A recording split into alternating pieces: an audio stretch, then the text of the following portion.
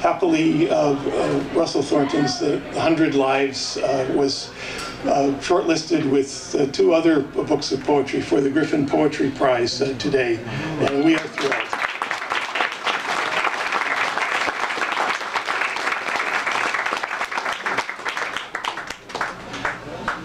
I think that the books we are launching tonight have no closer or more prize position in my heart or no less literary merit than that book, and I think you'll hear some clear evidence of that.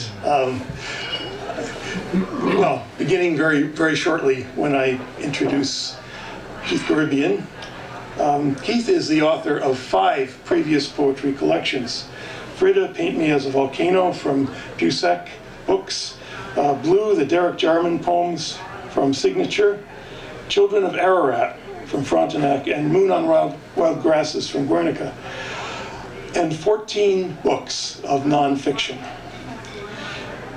You may have read, if you read the Globe and Mail and other places that do reviews of all sorts of literature. You may have read some of Keith's excellent reviews as well. His writing has earned him numerous awards, including the William Soroyan Medal from Armenia, 3 Mississauga Arts Awards, Canadian Authors Association Poetry Awards, and numerous grants from the Ontario Arts Council and Canada Council.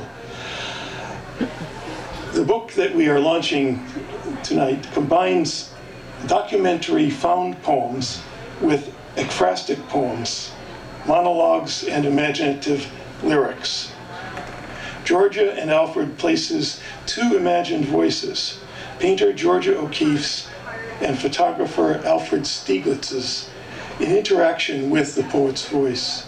The work gathers together moments of their complicated relationship as collectible pieces, miniature realities that retouch, doctor, enlarge, or crop fact in order to capture humanness and art before they burn in time.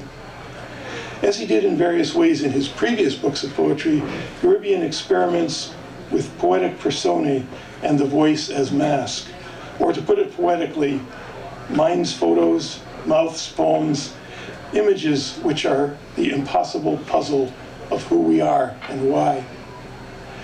Keith Garebian.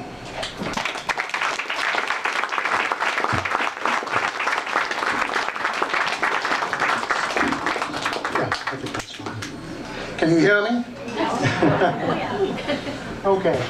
As Donna indicated, the theme for this April month of poetry is food, so I'll start off with a poem that was published 4 years ago in a collection called Crave It, and the title is Okra. Now, I just want to tell you very briefly as a background to this poem.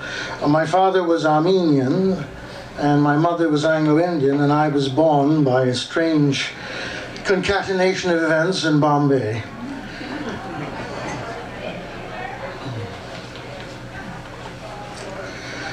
It's in the same family, mallow along with cotton, cocoa, hibiscus. If I had known more about families, I would have shared my father's love for okra. It had strange origins coming from Ethiopia, was used by Egyptians and Moors. Its Igbo name is okum, bamia in Arabic, ladies' fingers in other zones. Our family name is from Arabic, gareb, from the land of strangers, or simply stranger. Another story my father forgot to tell us when he narrated his displacements. From flowers 4 to 8 centimeters in diameter with 5 white to yellow petals, often with a red or purple spot at the base of each, distinguishing marks. He didn't have any, except his strong manual labor hands with thick fingers and machine oil under the nails. Okra is pronounced only one way. Not so our Armenian family name. Some families hate the ambiguous. He loved the fruit, except none of us knew it as that. It was vegetable. 2 meters tall with long, broad leaves and capsules containing many white seeds.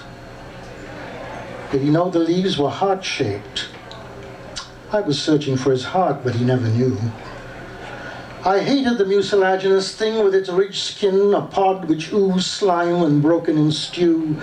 It went down like medicine rather than fruit. He liked it best in curry, where it had new texture. Another story. Why do you pick at it? He asked me, querulous. I wanted to speak words that were hurtful, nothing to do with okra.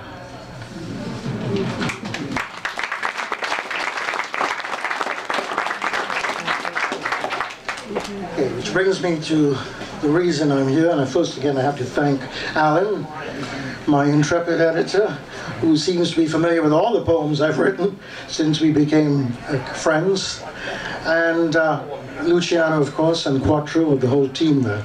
And thanks to all of you for coming out in this delightful spring weather. Okay, Georgia and Alfred, it's really a story of art and desire. Alan has already set it up very, very well, so I don't want to repeat what he said. I am not going to read the more intellectual poems because it is a reading, and that you can read in the privacy of your own room, where your mind can dwell on what I'm saying. This is more for oral presentation. The first one in Georgia's voice is called Words Are Strangers to Me. Georgia felt it silly to have a painter talk about painting because she didn't trust words. She compared a painter using words to a baby trying to walk. And her belief was let the pictures speak for themselves. Words and I are not good friends, except with some people. Counterfeits are what sprout in my mind. Stem and leaf, calyx and corolla, cliff skulls, sheens of shape have subtle possibilities for my brush. Words would guillotine them. Sometimes what I need to say takes more than a whole wall. When I sit on the floor and try to get it onto a sheet of charcoal paper, all I have are marks, just marks, and cramped feet. Alfred comes up next in a found poem. Their first meeting was in 1916 when George's friend Anita Politzer took some of her drawings, charcoal drawings, with her to New York, where Alfred was running Gallery 291. He was concentrating not on his photography, but on being an entrepreneur, a big promoter of other great painters and photographers, and of course editing camera work, which you can still buy today, a collection. He was 23 years older than her. And I guess in a sense he was in one sense he was a father figure. This is a documentary poem. It's composed of phrases from various letters by him to her over 2 months in 1916. They did live together from 1918, and then they were married shortly after. So Alfred, found poem. I don't like the idea of the frame, but there's no way out if the drawings are to be protected. You are a careless mother to send your children that way, not even registered. Oh, my heart stood still. I was afraid to find them crumpled and cracked, soiled, rubbed, not fixed. Some of your work means much more to me than to you. The lake is astonishingly living to me with wonder and a quieting, even in turmoil. The glance of glances showed me all have filtered through you, reflect you, and you are always you, the Trojan woman, gigantic, befitting your mountain life. The drawings, power on buff paper, a soul like yours, roaming through space at night.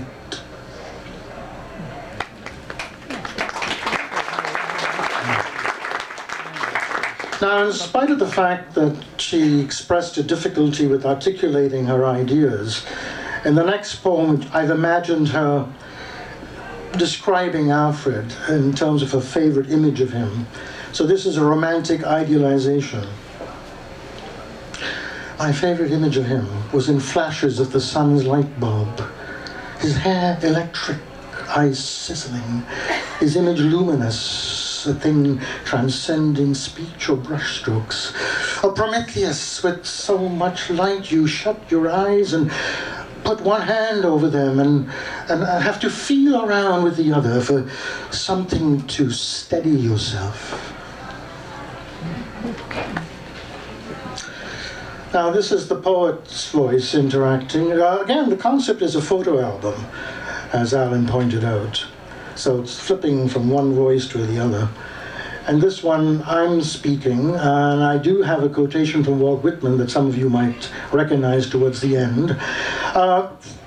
Alfred did about 360 photographs of Georgia, black and white. And he often posed her nude, which she didn't mind being photographed nude for him. She didn't like him exhibiting them, because she thought it was advertising in public. This poem is not about that, but it does use sex as a metaphor. It's called Album Lovemaking 1918. She is a purer form of him. Both the queer team, his camera phallus stalking her head on a pillow, her nipples and lithe form, swelling hips, naked feet, armpits, bones under the skin. It gestures nakedly in close-up, teasing, probing the life of her pores, her navel, mons veneris, the liquid moisture on her upper lip. His photos pay homage to remembered pleasures. They sing the body electric, savoring womanhood and all that is woman, love looks, love perturbations and risings. Camera eye, a translation of blind touch to sight.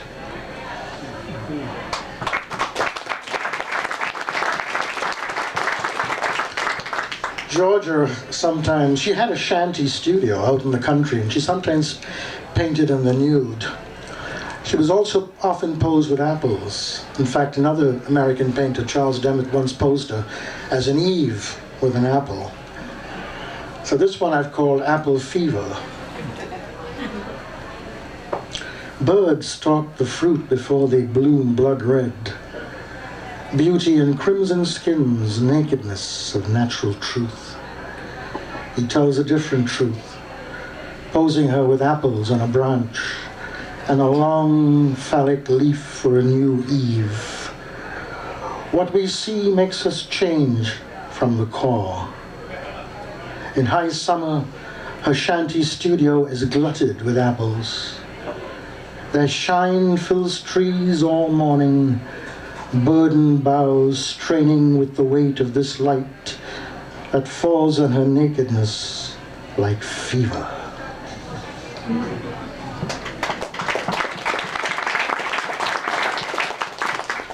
One of the cover blurbs refers to the fact that I follow George's aesthetic in the book of magnifying moments.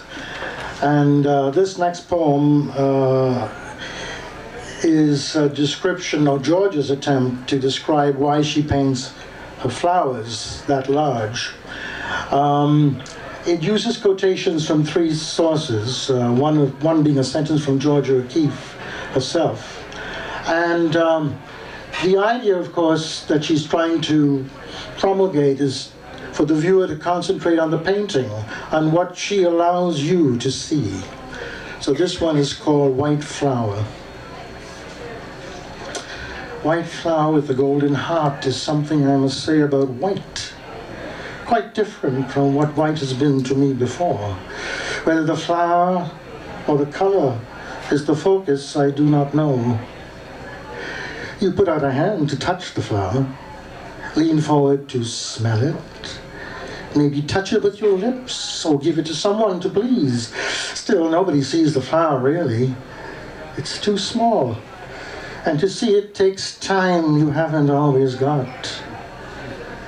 Yet the flower has not been lost, nor the rapture repudiated. I paint the flower large, so you may experience it. But the experience of flower is color. Color is the life of a flower. Color is the life of the world. Color is life as I see it.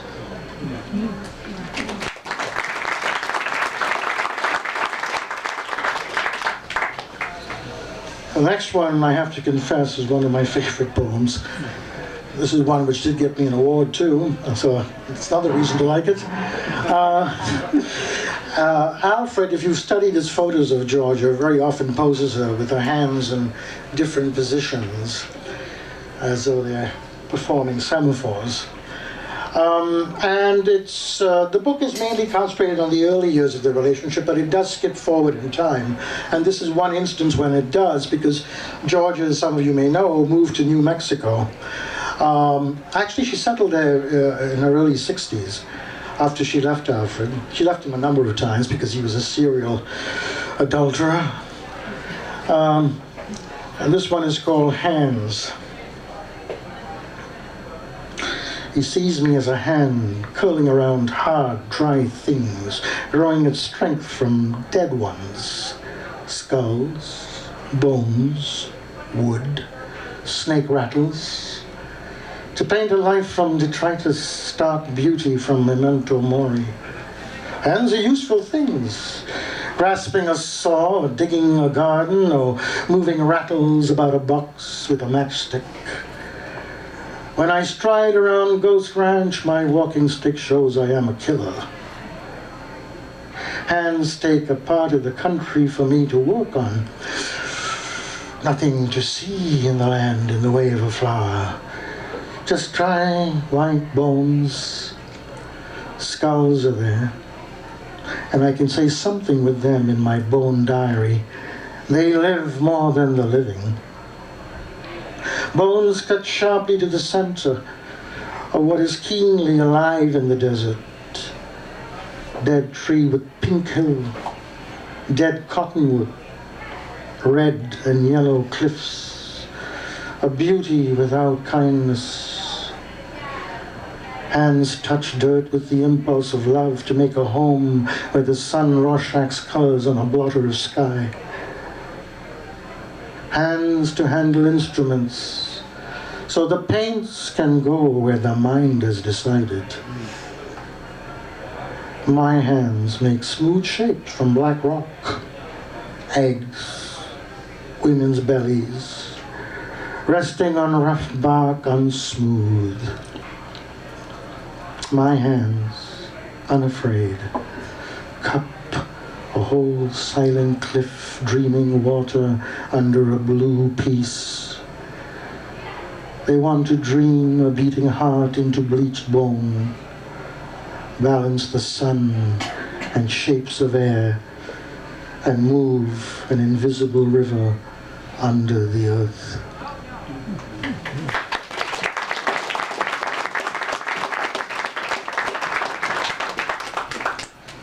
There are a couple of poems in the book called Clouds, from the point of view of Alfred, of course.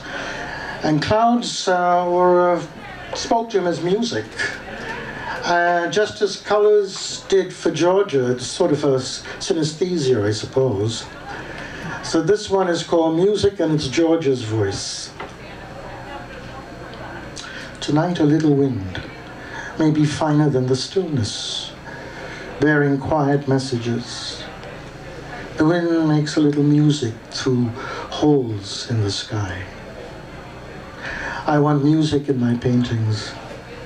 Flowers that bend, tingling indigo, yellow, red, each a different surge, a flourish of filaments.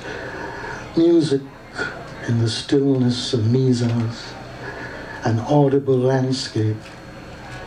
Chords sounded for my heart space. Bones holding their holes against blue.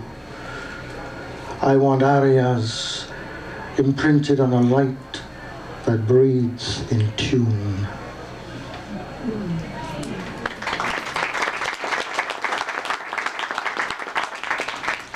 And the final poem I'm going to read, which is the penultimate poem in the book, Again, it's a monologue written from Taos, New Mexico. And in it, she says goodbye to him and wonders how he would have taken the news. As I said, he was a serial philanderer, but he couldn't let her go. In fact, one of their mutual friends said of Alfred that he picked up women like olives. And my book does mention several of his mistresses. But that's for your own reading. So this one is called Leaving. Your jaw, skin tight with regret, hangs. Burdened by my going, you have one way to say it. I left you as the walls of the studio fell in.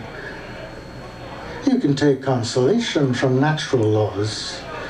The sea, never bereft, always returns like a promiscuous lover, sliding into shore as you unspool your body with a new mistress.